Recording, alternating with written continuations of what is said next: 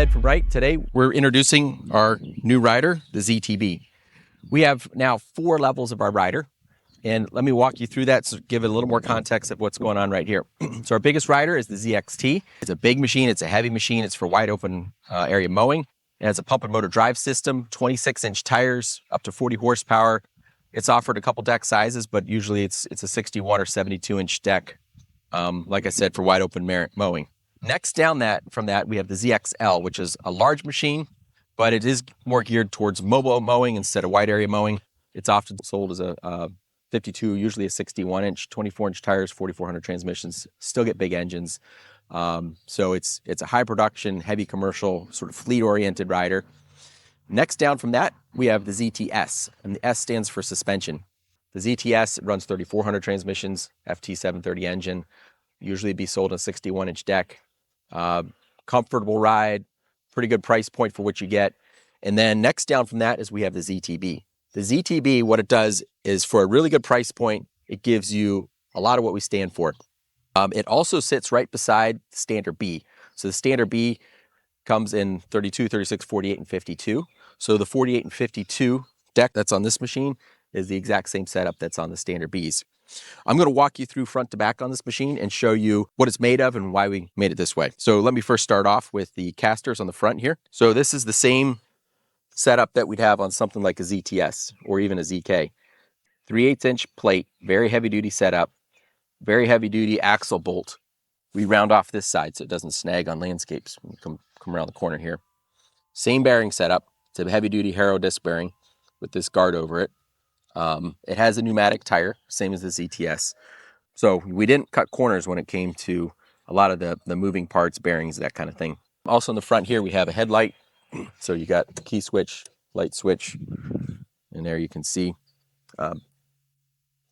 We're not recommending that you mow in the dark, but this does extend late afternoon a little bit more. Also increases your visibility, if you're mowing near a roadside or something like that. The foot pan, we like to use stampings. Some people put a rubber mat on here and that kind of thing, and oftentimes it's cheaper than stamping them. We like the stampings for a couple reasons. One is that if you're pulling up to a tree, you have visibility here. You have depth perception is what you're pulling up near. You get good traction on it, and the dust, dirt, and grit falls through it instead of accumulating on it. Now, you can take this knob off here, take this plate off, and service to the internals. While we're here, I'll point out a few things on the deck. Here, we've got deck control arms for this machine. It's very important that this is real strong, both side to side and front to back. On the front here, there's a heim joint, kind of like what you'd have on a 3-point lift arm of a tractor. And then here we have a wide stance on this bushing to give good lateral control of the deck, especially if you hit something with the corner of the deck or whatnot there. The belt drive itself, very simple, solid. We run a very high quality belt. It helps extend the life of that. And then on this idler arm here, you can see we run a compression spring there instead of an extension spring. When we do that with our idlers, it allows the arm to react faster. Also, if you have a spring with a hook on it, it'll pick up a vibration, eventually snap. And so that's been a very solid system for us. If you look down here along the drive line, you'll see that there's a belt guide there. There's an opening in the corner of it, so it's very easy to take the belt off when you need to service it. But this here helps guide the belt into this idler pulley because the belt's coming this direction. If you get a stick in there or something's moving around, it helps it from derailing there. Now moving into the deck lift system, this is your deck lift assist spring, so it makes it easier to use the deck lift. And then over here, we have our height selection. We like to use a very simple, see what you get kind of a thing. There's a lot of ways to do this, and some of them are very fancy and break, but this really can't break. Very simple setup. On the foot pedal part, you raise it here, and this latch, let me come around this side here, this latch latches on this pin. And a lot of machines, what they do is you have to pull some kind of release to let the deck down. But what we have here is this little tab. So when you go to lift it and you push your foot on this tab while you're pushing it, it unlatches the deck. You push here, it latches the deck. That allows you to be completely hands-free.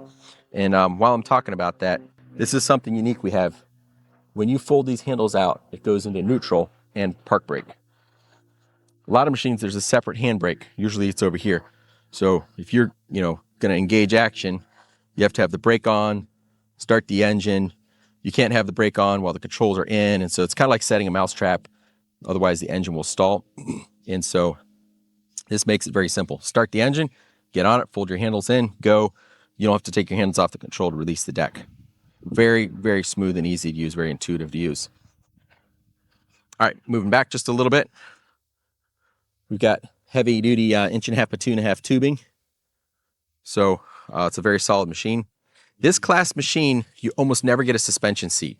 What we've done here is we're offering the same suspension seat that we have on the ZTS. So you have your adjustment here.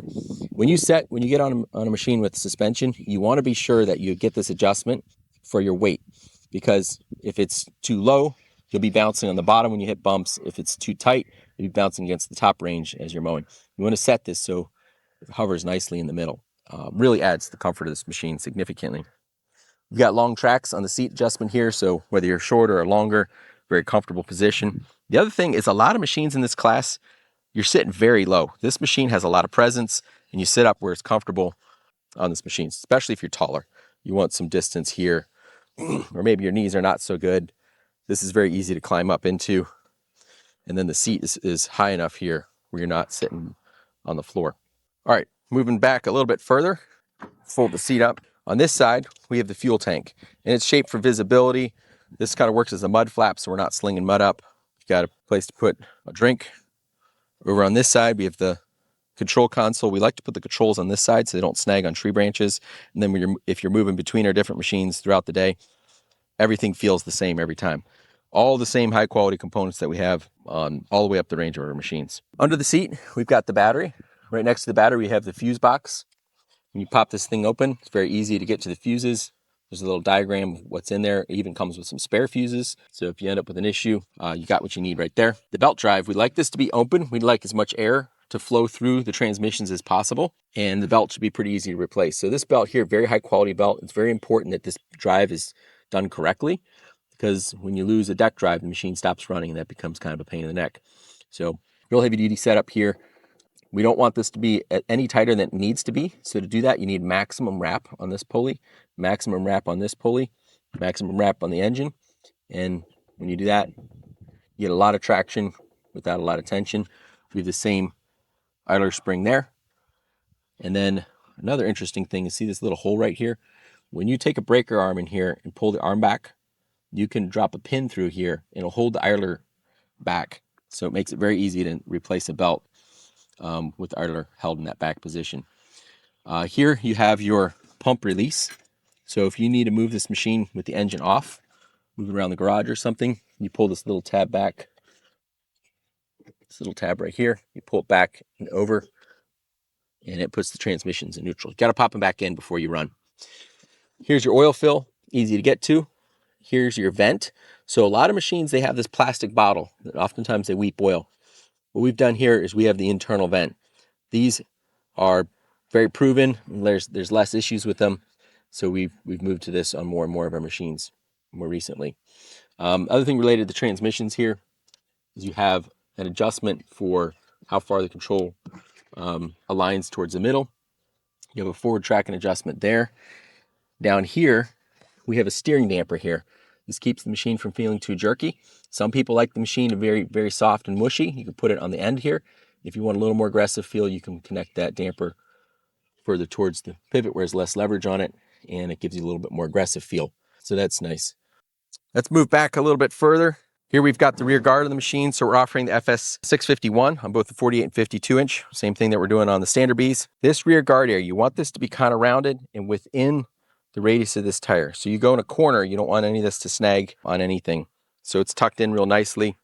The other thing we do with the engines on a lot of our machines, you see this opening right here? This is like an old 1970s pickup truck. You could climb in the hood and stand on the ground. The reason we do this is it allows the engine bypass air to go through here without accumulating debris up and near the engine. This all stays a lot cleaner. You still should be blowing off your machine on a regular basis, but it's a little bit more resistant to neglect with this setup. And then you can see also under here where the oil drain is and where the oil filter drip is, that it's got a clear pass through to below. So less things to accumulate and build up on there. The bumper itself is heavy duty 3/8 plate. It's real strong. When these get jammed up against each other in a trailer, you don't want this being yellow paint and getting all scratched up. So being black paint just looks a lot better for a lot longer.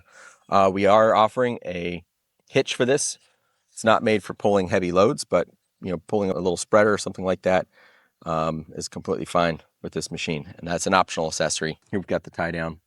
Underneath here, we have a guard that protects the muffler area. Also keeps the muffler from scorching the grass if you're sitting parked for a minute.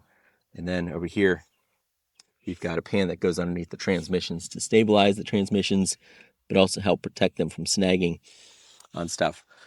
This class machine, a lot of times you get a little tin box for muffler, but here we have a heavy-duty welded steel can muffler, reinforcement tabs, welded on heat shield.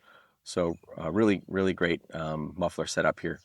You want the muffler to last longer than the engine, and you got to spend money on that muffler in order to get it right. The tire here, this is a Carl Star tire, which is, they're known for very high quality rubber. They tend to last a long time. It's a turf armor tread, and so it's a 22-inch tire, 22 by 11-10. This is a little bit aggressive tread, but not so gnarly that it's gonna tear up the lawn, but good traction and a good look to it. All right, let's get underneath the machine. Starting with the transmission here. This transmission is a Hydrogear 3100 transmission.